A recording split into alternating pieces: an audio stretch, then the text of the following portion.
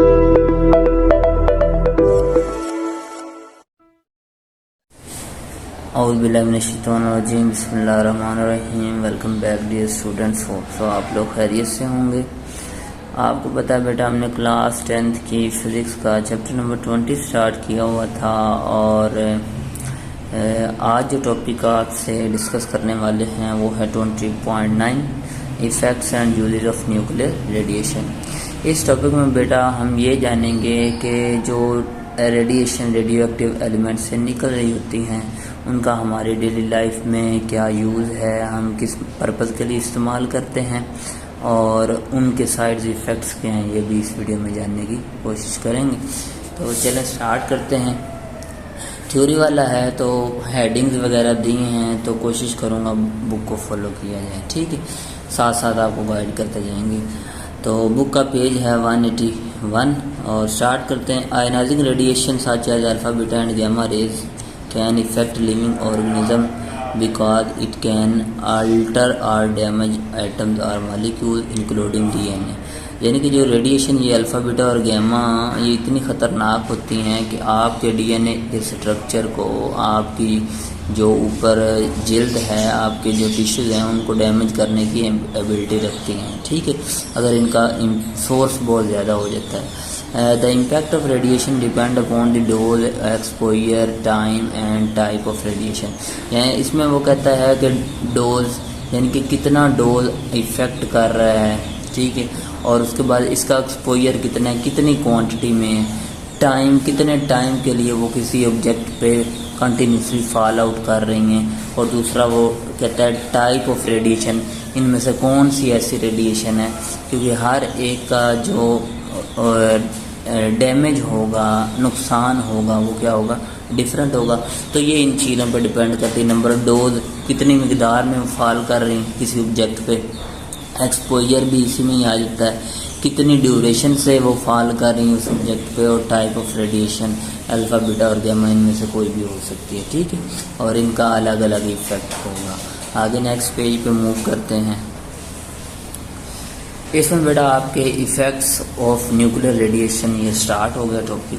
तो जी पहला इसका इफ़ेक्ट है high doses can kill cells of damaging their DNA which is why radiation is use to cancer treatment, radiotherapy to destroy cancer cells. अब देखिए medical field में इसका एक यूज़ ये है कि एक तो ये आपके डीएनए को डैमेज कर देती हैं अगर इनकी क्वांटिटी क्या हो जाए, हद से बढ़ जाए, और उसके अलावा ये कैंसर के ट्रीटमेंट के लिए भी इस्तेमाल होती है। जो कैंसर के मरीज़ होते हैं उनके अंदर जो कैंसर के जर्म्स पाए जाते हैं उनको डिस्ट्रॉय करने के लिए हम इन रेडिएशन की हेल्प लेते हैं।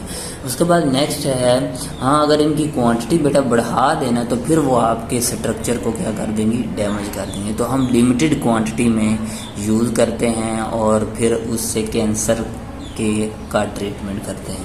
नेक्स्ट बेटा है point number 2, radiation can cause DNA mutation, breaking chemical bonds and alter genetic codes which में lead to genetic disorder or hereditary disease if reproductive cells are affected। हाँ इसमें डीएनए पे अगर इफ़ेक्ट पड़ता है तो आपने समटाइम ये देखा होगा कि कुछ बेबी ऐसे बॉर्न होते हैं जिनके पाँव टेढ़े होते हैं या सर पे बाल नहीं होते या जिस्म पे बाल नहीं होते, तो इससे इनका अगर लार्ज एक्सपोजर होता है तो उससे आपका डीएनए अफेक्टेड हो सकता है और जेनेटिक प्रॉब्लम हो सकती है, ठीक है। उसके बाद नेक्स्ट, और ये इतनी भी एबिलिटी रखती हैं आपकी किसी भी बॉडी के ऑर्गन को डिफेक्ट कर सकती हैं। नेक्स्ट थर्ड वाला पॉइंट है इसका इफेक्ट।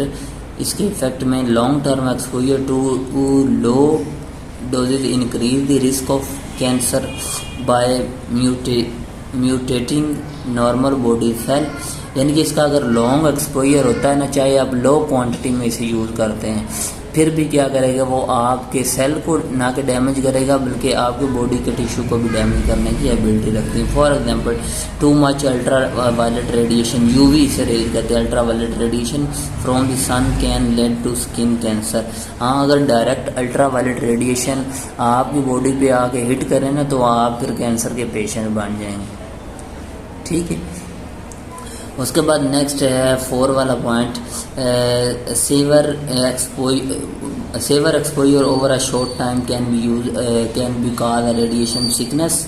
हाँ, अगर वो कहता है कोई आप सेफली अगर यूज़ करते हो, इसका डोज कम यूज़ करते हो, आपकी जो बॉडी होगी ना वो हल्की सी रेडिश हो जाएगी, यानी कि उसका आपको पता चल जाएगा कि यहाँ पे रेडिएशन का इफेक्ट हो रहा है, leading to nausea vomiting, organs failure and even death in extreme cases. और अगर बढ़ जाता है तो फिर डेथ भी हो सकती है, आपको वॉमिटिंग वगैरह भी आ सकती है, आपका कोई जिस्म का ऑर्गन है फेल भी हो सकता है। ठीक है, उसके बाद नेक्स्ट बेटा है uses of nuclear radiation. Uses इसके क्या हैं हम डेली लाइफ में, वो सारे इसके साइड इफ़ेक्ट थे।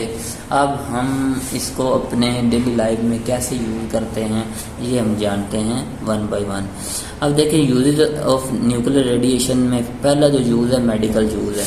मेडिकल यूज़ में हम इसको कोई भी कैंसर का पेशेंट है या किसी के जिस्म के अंदर पथरी है, रसौली है, ब्रेन ट्यूमर है, उसको बेटा डिटेक्ट करने के लिए हम इनका इस्तेमाल करते हैं। और उनसे फिर क्या करते हैं, विदाउट कटिंग आपके गले की स्वेलिंग हो जाती है तो डॉक्टर आपको ऐसी मेडिसिन देता है जिनमें ये रेडियो एक्टिव सोर्स की थोड़ी सी क्वांटिटी होती है, जैसे ही डोज लेते हैं फ़ौरन इफेक्ट कर देती है और आपका गला ठीक हो जाता है। तो ये सारे बेटा मेडिकल फील्ड में इसके यूज़ आते हैं। और भी इसके इंडस्ट्री में भी यूज़ हैं और भी इसके यानी कि एग्रीकल्चर में भी यूज़ हैं। ठीक है, तो मेडिकल फील्ड में इसका पहला यूज़ है short lived isotopes are use in radiotherapy and imaging to minimise long term radiation. यहाँ पे शॉर्ट लिव्ड आइसोटोप्स और लॉन्ग लिव्ड आइसोटोप्स ये भी आपने अच्छे से याद करना। मेडिकल यूज़ में हम इसका ना आइसोटोप्स की जो रेडियो एक्टिव क्वांटिटी बहुत कम मिकदार में यूज़ करते हैं ताकि रिस्क ना रहे बाकी के हमारे ऑर्गन्स को क्या कर दे, डैमेज कर दे। और इसका लॉन्ग एक्सपोजर भी यूज़ नहीं करना चाहिए। इंडस्ट्रियल, उसके बाद point number 2 industrial use isotopes with long half life. अब लॉन्ग हाफ लाइफ वाले इंडस्ट्री में यूज़ होते हैं और शॉर्ट हाफ लाइफ वाले वो मेडिकल यूज में यूज़ होते हैं, ये बात याद रखिएगा। Isotopes with a long half-life are used in a power generation, radioactive detectors and material testing where the long-term stability is important। कहाँ इस्तेमाल होते हैं, पावर जनरेशन में, जहाँ पे आप क्या करते हो, इलेक्ट्रिसिटी बनाते हो, रेडिएशन डिटेक्टर में किसी चीज़ को डिटेक्ट करने के लिए। उसके बाद मटेरियल टेस्टिंग, किसी मटेरियल को टेस्ट करने को, वहाँ पे आप जो यूज़ करोगे रेडियो एक्टिव आइसोटोप्स वो लॉन्ग हाफ लाइफ वाले यूज़ करोगे। उसके बाद nuclear radiation plays a major role in the medicine industry and the scientific result, but it must be handled carefully to avoid harmful effect. देखिए medical में इसका use है, industry में use है, साइंटिफिक रिसर्च में यहाँ पे वेपन वगैरह बनाने के लिए इनको इस्तेमाल किया जाता है।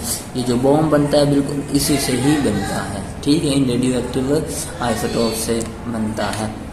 उसके बाद कोबाल्ट 60 एंड सीजियम 137 है इन food preservation.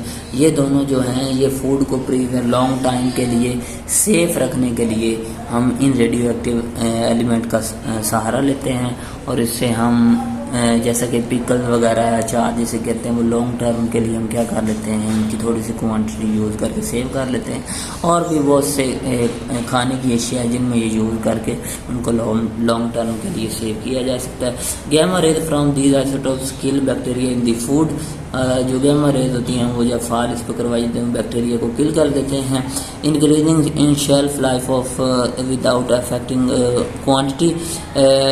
Cobalt 60 with moderate half life of 5.27। बेटा MCQ के तौर पे ये याद रखना, is commonly use in the food industry में फूड को सेव करने के लिए इस्तेमाल है। यानी कि ये दोनों जो रेडियो एक्टिव सोर्स हैं ये किसके लिए इस्तेमाल करते हैं, फूड को प्रिजर्व करने के लिए, सेव करने के लिए यूज किए जाते हैं। नेक्स्ट है कोबाल्ट 60 इन स्टेरिलाइजेशन।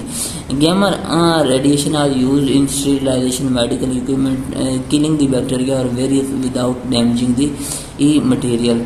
यानी कि मेडिकल फील्ड में जो जर्म्स वगैरह होते हैं उनको किल करने के लिए भी हम कोबाल्ट 60 का डोज यूज करते हैं। ओके हो गया। उसके बाद रेडिएशन के सोर्सेज कौन कौन से हो सकते हैं, यहाँ पे जो पहला सोर्स है वो एमर्सियम 241 AM से रिप्रेजेंट करते हैं, एटॉमिक नंबर है 94, atomic mass number 241। In the smoke detector यहाँ पे यूज़ किया जाता है। उसके बाद use in a fire alarm where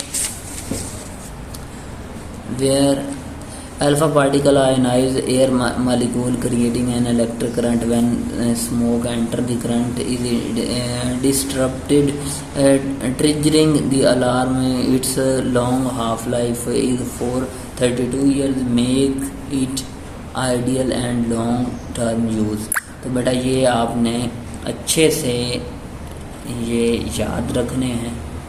और नेक्स्ट है लास्ट वाला, cobalt 60 and iodine 131 in medical, यानी कि मेडिसन में ये भी यूज़ किए जाते हैं। आयोडीन गले की बीमारी के लिए, कोबाल्ट 60 कैंसर के सेल को डैमेज करने के लिए इस्तेमाल होते हैं। Gamma rays cobalt 60 are use in radiotherapy to destroy the cancer cell and iodine 130 short of half life daily use in thyroid gland गले की बीमारी के लिए and treatment to minimise long term radiation exposure. बेटा तो यहाँ पे आपका ये आज टॉपिक भी मुकम्मल हुआ और इसी के साथ हमारा ये चैप्टर भी कंप्लीट हुआ। नेक्स्ट हम जो अपकमिंग हमारी वीडियो होगी वो एक्सरसाइज की होगी और इस एक्सरसाइज में हम complete short question, multiple choice, constructed और कॉम्प्रिहेंसिव क्वेश्चन आपको इंशाल्लाह प्रोवाइड करेंगे। इसी के साथ मुझे इजाज़त दें, मिलते हैं नेक्स्ट वीडियो में। अल्लाह हाफ़िज़।